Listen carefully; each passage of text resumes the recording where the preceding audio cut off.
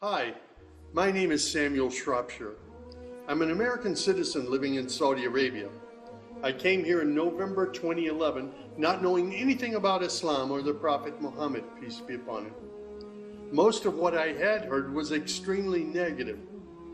In America, our news channels boosted their on-air ratings by regularly sensationalizing breaking news of terrorism.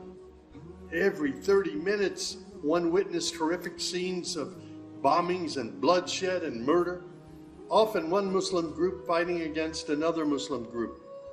As killings and beheadings took place, there were always the shouts of Allahu Akbar, Allahu Akbar, God is great. I was invited here to Saudi Arabia by Safi Kaskas to work on what was known as the Q Project. Dr. Kaskas wanted to produce a new, easy-to-read American translation for the next generation of young Americans.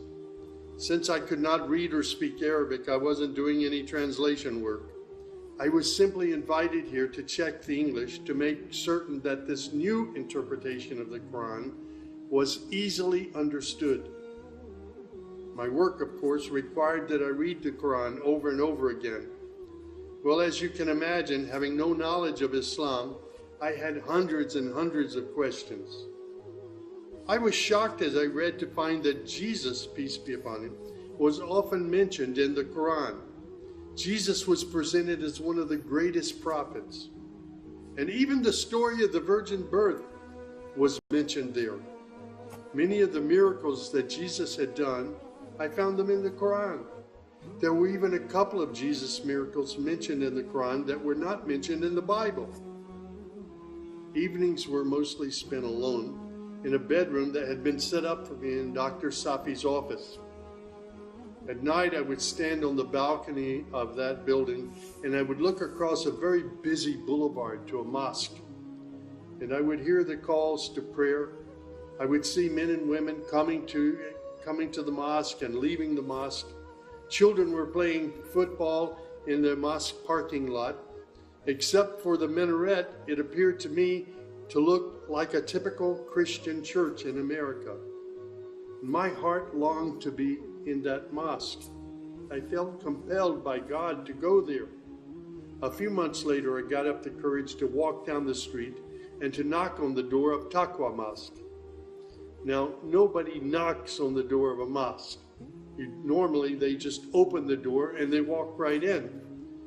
But I was not sure how I'd be received, so I stood there knocking until someone came to the door. That person simply said, "May I help you?"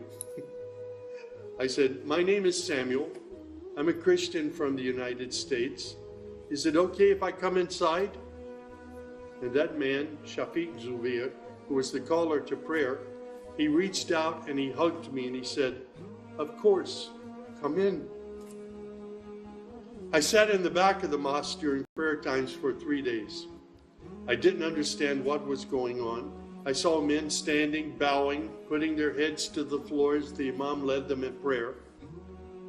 I had little knowledge about what was happening, but I felt God's presence in that mosque. And the men of Taqwa Mosque were so friendly to me. After 3 days, I asked Shafiq if he could teach me the first surah of the Quran, Al-Fatiha. This was a necessary element in praying the 5 daily prayers. I was memorizing sounds, but I didn't know what the sounds meant. So I started comparing them with an English translation I had, and I realized that there was nothing in Al-Fatiha that was inconsistent with Christian teaching. There I read the encouraging words that God was the most merciful, the distributor of mercy and forgiveness.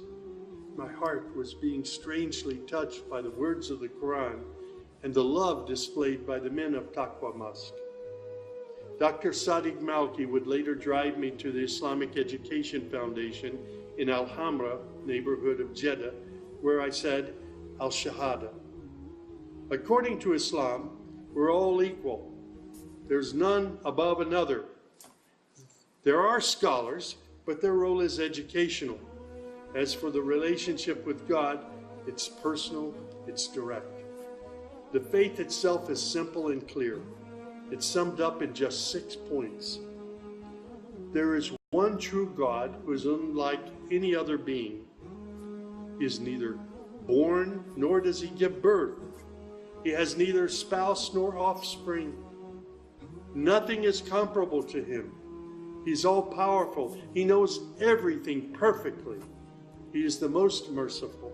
Secondly, a belief in angels who are indeed the servants of God. They obey God's bidding and they do whatever they're commanded to do. They don't have any free choice. Thirdly, there's a belief in divine revelations. Islam acknowledges that God revealed scriptures including the Torah, the Gospel, the Psalms. However, down through the ages, many of these divine revelations had become distorted and somewhat corrupt. The Quran, which also contains God's revelations, is intact. It hasn't changed from the very beginning. The Quran, which also contains God's revelations, is still intact in its original form. Fourthly, there's a belief that in all earlier prophets and God's messengers, not just Muhammad. They believe in Abraham and Isaac and Moses and Jesus and hundreds of other prophets. They believe that the prophets were the best of mankind. Muslims believe in the last day. That's to say, this includes the belief in all that God and his messenger have told us about what happens after death, including recording of good and bad deeds, the resurrection and the gathering of all creatures, the reckoning that will take place on the great judgment day, the prophet's intercession, as well as heaven and hell. Man's ultimate aim will be to save himself on that day. Muslims believe in the divine destiny of predestination. Whatever God wills is certain to take place, and what he has not willed will never take place. This present life is a test for man, and man should endeavor to pass this test. These tenets of faith appeared to me entirely consistent with human nature. And then I asked, how can one become a Muslim? My search showed me that one needs to fulfill 5 specific duties, which are called the pillars of Islam.